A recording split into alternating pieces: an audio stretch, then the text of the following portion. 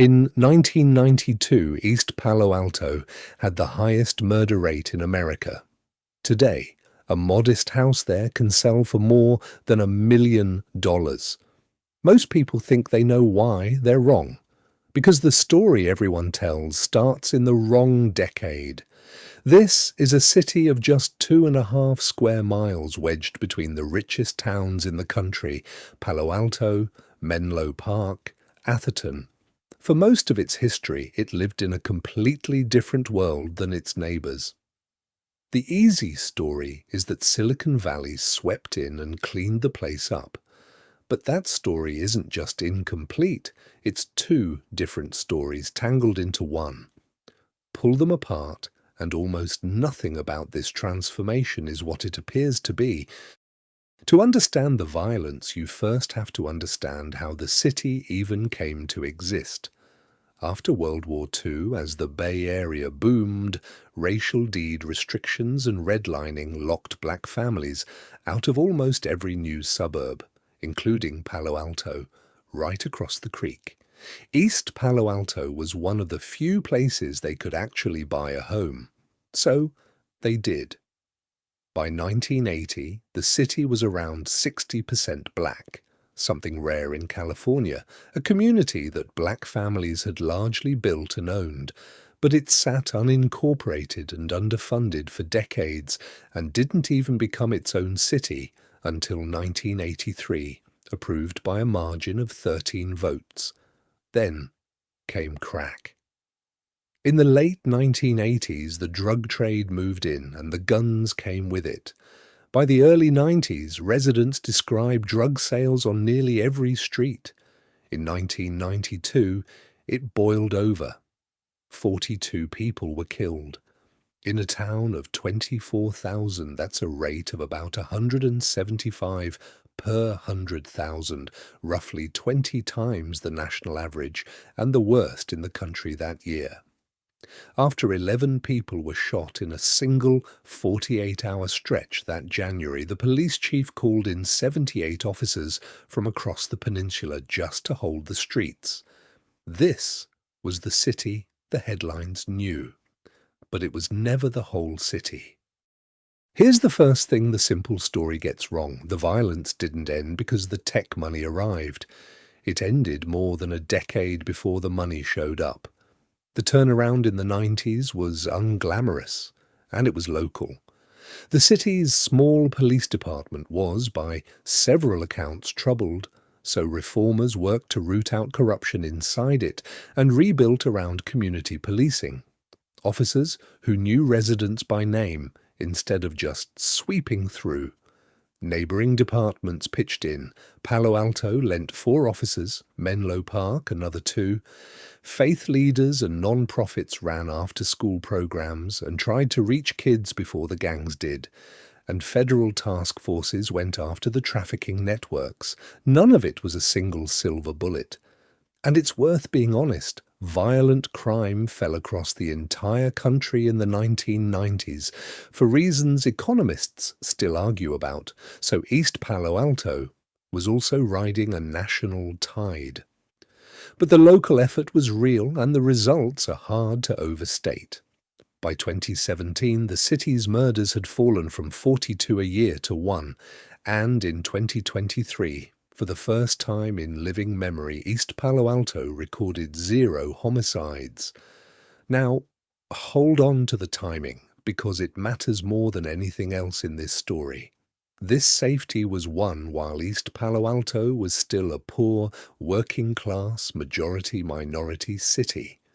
The wealth everyone now credits for the turnaround hadn't arrived yet. That's the second story, and it was about to cross the freeway. For most of its history, the Silicon Valley boom seemed to skip East Palo Alto entirely. Highway 101 and a stretch of bayfront marshland acted like a moat. The startups and the stock options were all on the other side. Then, in 2011, the moat was breached. One of the richest companies in history arrived right next door to one of the cheapest neighborhoods in Silicon Valley. Facebook, now Meta, moved its headquarters into Menlo Park onto a campus that sits just across the Bayfront Expressway from East Palo Alto's northern edge. Let's be precise about this because the popular version gets it wrong. Meta is not in East Palo Alto, it is the neighbor. But a neighbor that size changes everything around it. The company even offered employees $10,000 to move within 10 miles of the office. Almost overnight, thousands of some of the highest-paid workers on Earth were hunting for housing, and right across the water sat the most affordable city for miles. And East Palo Alto was changing on its own side of the freeway too. A city that had once spent years just fighting for enough water rights to build anything, now had office parks, a Four Seasons hotel, an IKEA, and Amazon offices going up. The moat was gone. And the second transformation, the one people actually mean when they say Silicon Valley moved in, had begun. What happens when the most expensive housing market in the country runs out of room and finds a pocket of affordability right next door? The pressure doesn't knock politely. It arrives as price. As the surrounding towns became impossible, Palo Alto's median home pushing past $2 million, buyers and investors looked to the one place left. East Palo Alto's median home, around $500,000 in the mid-2000s, began climbing toward, and then past, $1 million. For a homeowner who had bought decades earlier, that was life-changing equity. And East Palo Alto has an unusually high ownership rate for a city this size, a legacy of being one of the few places black families were once allowed to buy. But the city is split almost down the middle. About half of it rents rather than owns, and that half captured none of the gain. And more than 1,000 of those rental units sit inside a single complex, Woodland Park, which holds a large share of all the affordable housing in the city. Over the years, it passed into the hands of the major investment firms and became the center of a long, bitter fight over rents, conditions, and redevelopment. Residents and the city's rent board on one side, developers on the other. East Palo Alto pushed back with some of the strongest tenant protections in the region, rent control, and a rule that new projects set aside 1/5 of their units as affordable. Whether those protections shield the community or freeze it in place is one of the most contested questions in the city, and it leads straight into the two hardest questions of all. So, who came out ahead? Start with the gain nobody can argue with: safety. A child growing up in East Palo Alto today is dramatically less likely to be shot than a child growing up there in 1992. That is not a small thing. By almost any measure, it is the single most important improvement in the city's modern history. The homeowners who held on watched the value of their houses multiply, generational wealth created by simply staying put. The city's tax base grew. Where residents once had to drive out of town just to buy groceries, there were now stores, a hotel, offices, and jobs. Services and infrastructure that a poor, unincorporated community could never have afforded suddenly became fundable.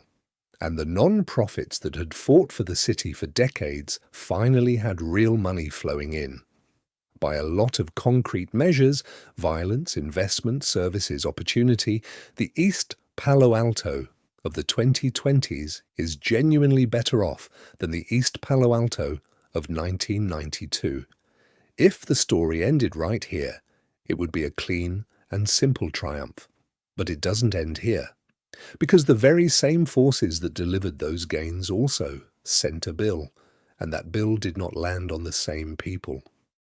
Look at who lived in East Palo Alto then, and who lives there now. In 1990, the city was more than 40% black, the legacy of the families who had built it when nowhere else would have them. By 2020, That share had fallen to around 11%. Since the 90s, the black population dropped by roughly two-thirds, while the Latino population grew to about two-thirds of the city. A community changed almost completely in a single generation. It is tempting to draw one straight line from Facebook to that decline, but the timeline won't let you. Much of the blackout migration began back in the 1990s and 2000s during the dot-com boom and a Bay Area housing crisis that arrived years before Meta did. So the honest framing isn't that one company did this. It's that decades of rising regional housing costs, which the tech industry broadly helped drive, slowly made an affordable working-class, historically black city unaffordable to the very people who lived in it. Some sold homes for sums their parents could never have imagined.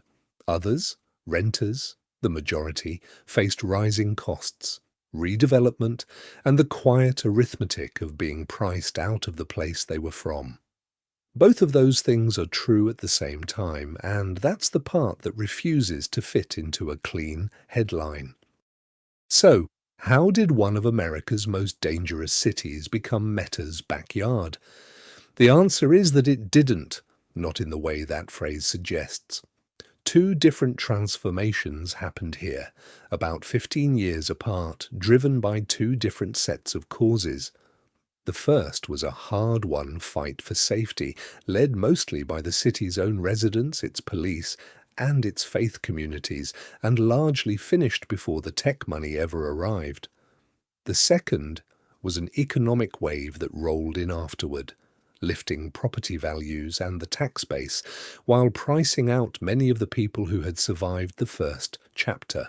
One city, two stories, and the temptation is always to fuse them into a tidy fable, a tale of decline and rescue, with a clear hero riding in.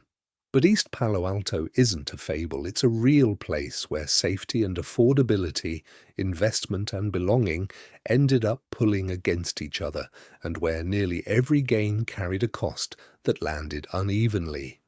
The goal was never to decide who was right, it's to see the whole machine clearly, the incentives, the timing, the trade-offs. To stop seeing a simple story about a murder capital and a tech giant and start seeing the big picture. Because the question was never whether East Palo Alto changed, it did. The question is whether the people who built it were still there to benefit when it finally became valuable.